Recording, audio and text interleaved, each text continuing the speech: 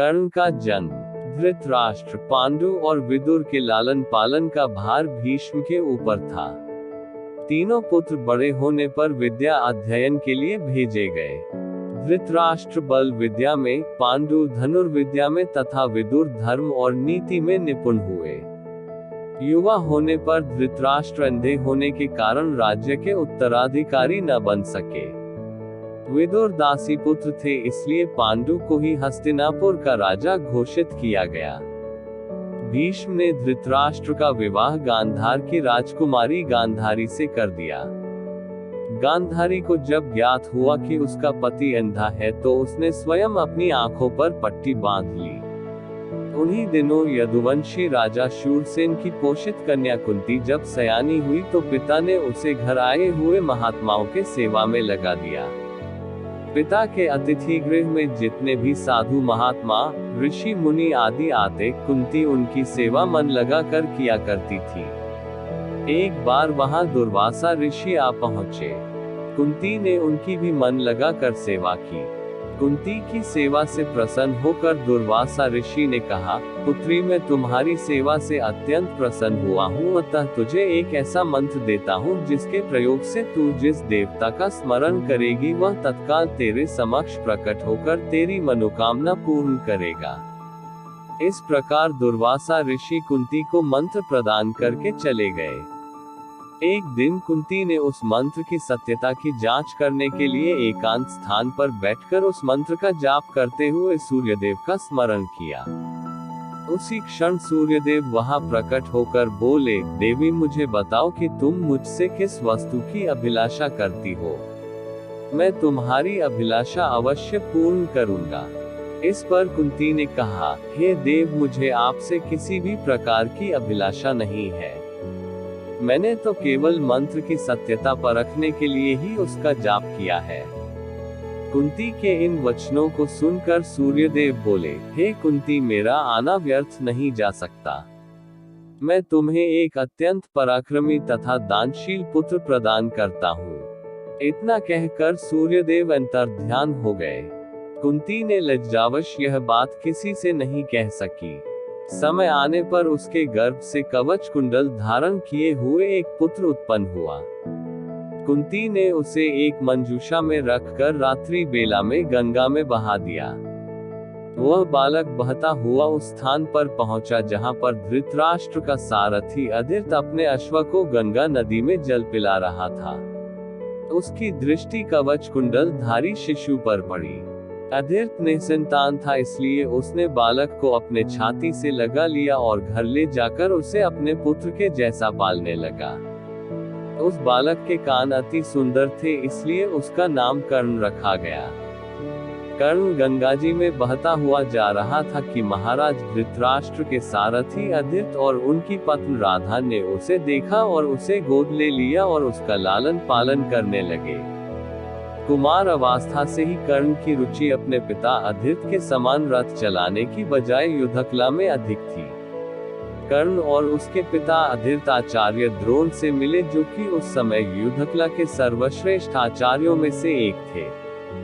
द्रोणाचार्य उस समय कुरु राजकुमारों को शिक्षा दिया करते थे। उन्होंने कर्ण को शिक्षा देने से मना कर दिया क्योंकि कर्ण एक सारथी पुत्र था और द्रोण केवल क्षत्रियों को ही शिक्षा दिया करते थे। द्रोणाचार्य की असम्मति के उपरांत कर्ण ने परशुराम से संपर्क किया, जो कि केवल ब्राह्मणों को ही शिक्षा दिया करते थे। कर्ण ने स्वयं को ब्राह्मण बताकर परशुराम से शिक्षा का आग्रह किया। परशुराम ने कर्ण का आग्रह स्वीकार किया और कर्ण को अपने समान ही युद्धकला और धनुर्विद्या में निष्णात किया। कर्ण को उसके गुरु परशुराम और पृथ्वी माता से श्राप मिला था। कर्ण की शिक्षा अपने अंतिम चरण पर थी। एक दोपहर की बात है, गुरु परशुराम कर्ण की जंघा पर सिर रखकर विश्राम कर रहे थे। कुछ देर बाद कहीं से एक बिच्छू आया और उसकी दूसरी जंघा पर काटकर घाव बनाने लगा। गुरु का विश्राम भंग ना हो इसलिए कर्ण बिच्छू को दूर ना हटाकर उसके डंक को सहता रहा। कुछ देर में गुरुजी की निद्रा टूटी और उन्होंने देखा कि कर्ण की जांघ से बहुत रक्त बह रहा है। उन्होंने कहा कि केवल किसी क्षत्रिय में ही इतनी सहनशीलता हो सकती है कि वह बिच्छू डंक को सह ले, न कि किसी ब्राह्मण में, और परशुराम जी ने उसे मिथ्या भाषण के कारण श्राप दिया कि जब भी कर्ण को उनकी दी हुई शिक्षा की सर्वाधिक आवश्यकता होगी, उस दिन वह उसके काम नहीं आएगी। कर्ण, जो कि स्वयं ये नहीं जानता था कि वह किस वंश से है, ने अपने गुरु से क्षमा मांगी और कहा कि उसके स्थान पर यदि कोई और शिष्य भी होता तो वो भी यही करता। यद्यपि कर्ण को क्रोधवश श्राप देने पर उन्हें ग्लानि हुई, पर वे अपना श्राप वापस नहीं ले सकते थे। तब उन्होंने कर्ण को अपना विजय नामक धनुष प्रदान किया और उसे ये आशीर्वाद दिया कि उसे वह वस्तु मिलेगी जिसे वह सर्वाधिक चाहता है, अमित प्रसिद्धि। कुछ लोक कथाओं में माना जाता है कि बिच्छू के रूप में स्वयं इंद्र थे, जो उसकी वास्तविक क्षत्रिय पहचान को उजागर करना चाहते थे। परशुराम जी के आश्रम से जाने के पश्चात कर्ण कुछ समय तक भटकता रहा। इस दौरान वह शब्द भेदी विद्या सीख रहा था। अभ्यास के दौरान उसने एक गाय के बछड़े को कोई वन्य पशु समझ लिया और उस पर शब्द भेदी बाण चला दिया और बछड़ा मारा गया। तब उस गाय के स्वामी ब्राह्मण ने कर्ण को श्राप दिया कि जिस प्रकार उसने एक असहाय पशु को मारा है, वैसे ही एक दिन वह भी मारा जाएगा, जब वह सबसे अधिक असहाय होगा और जब उसका सारा ध्यान अपने शत्रु से कहीं अलग किसी और काम पर होगा। इस प्रकार कर्ण परशुराम का एक अत्यंत परिश्रमी और निपुण शिष्य बना। कर्ण दुर्योधन के आश्रय में रहता था। गुरु द्रोणाचार्य ने अपने शिष्यों की शिक्षा पूरी होने पर हस्तिनापुर में एक रंगभूमि का आयोजन करवाया। रंगभूमि में अर्जुन विशेष धनुर्विद्या युक्त शिष्य प्रमाणित हुआ। तभी कर्ण रंगभूमि में आया और अर्जुन द्वारा किए गए कर्तव्यों को पार करके उसे द्वंद्व युद्ध के लिए ललकारा। कब कृपाचार्य ने कर्ण के द्वंद्व युद्ध को अस्वीकृत कर दिया और उससे उसके वंश और साम्राज्य के विषय में पूछा, क्योंकि द्वंद्व युद्ध के नियमों के अनुसार केवल एक राजकुमार ही अर्जुन को, जो हस्तिनापुर का राजकुमार था, द्वंद्व युद्ध के लिए ललकार सकता था। तब कौरवों में सबसे ज्येष्ठ दुर्योधन ने कर्ण को अंगराज घोषित किया, जिससे वह अर्जुन से द्वंद्व युद्ध के योग्य हो जाए। जब कर्ण ने दुर्योधन से पूछा कि वह उससे इसके बदले में क्या चाहता है, तब दुर्योधन ने कहा कि वह केवल ये चाहता है कि कर्ण उसका मित्र बन जाए। इस घटना के बाद महाभारत के कुछ मुख्य संबंध स्थापित हुए, जैसे दुर्योधन और कर्ण के बीच सुदृढ़ संबंध बने, कर्ण और अर्जुन के बीच तीव्र प्रतिद्वंद्विता, और पांडवों तथा कर्ण के बीच वैमनस्य। कर्ण दुर्योधन का एक निष्ठावान और सच्चा मित्र था। यद्यपि वह बाद में दुर्योधन को खुश करने के लिए द्यूत क्रीड़ा में भागीदारी करता है, लेकिन वह आरंभ से ही इसके विरुद्ध था।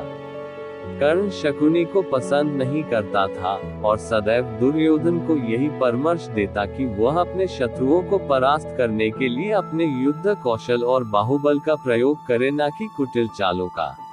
जब लाक्षागृह में पांडवों को मारने का प्रयास विफल हो जाता है, तब कर्ण दुर्योधन को उसकी कायरता के लिए डांटता है और कहता है कि कायरों की सभी चालें विफल ही होती हैं, और उसे समझाता है कि उसे एक योद्धा के समान कार्य करना चाहिए और उसे जो कुछ भी प्राप्त करना है, उसे अपनी वीरता द्वारा प्राप्त करे। चित्रांगद की राजकुमारी से विवाह करने में भी कर्ण ने दुर्योधन की सहायता की थी। अपने स्वयंवर में उसने दुर्योधन को अस्वीकार कर दिया और तब दुर्योधन उसे बलपूर्वक उठाकर ले गया। तब वहां उपस्थित अन्य राजाओं ने उसका पीछा किया, लेकिन कर्ण ने अकेले ही उन सबको परास्त कर दिया। परास्त राजाओं में जरासंध, शिशुपाल, दंतवक्र, साल्व और रुक्मी इत्यादि थे। कर्ण की प्रशंसा स्वरूप जरासंध ने कर्ण को मगध का एक भाग दे दिया। भीम ने बाद में श्री कृष्ण की सहायता से जरासंध को परास्त किया, लेकिन उससे बहुत पहले कर्ण ने उसे अकेले परास्त किया था।